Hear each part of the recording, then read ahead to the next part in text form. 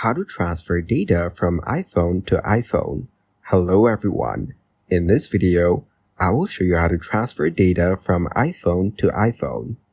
First, make sure that your current device is connected to Wi-Fi and Bluetooth is on.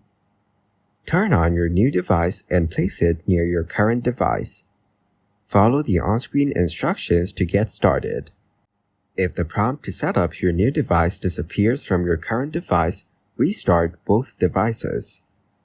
Then connect your device to Wi-Fi or your device's cellular network.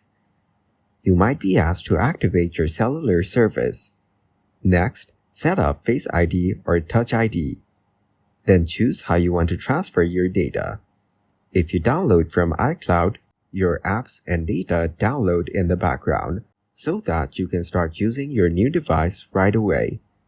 If you transfer directly from your previous device, you will need to wait for the transfer to complete on both devices before you can use them.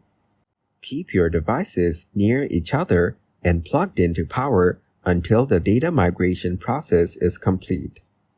Transfer times can vary based on factors such as network conditions and the amount of data being transferred. Thank you guys for watching this video. Hope you got some value.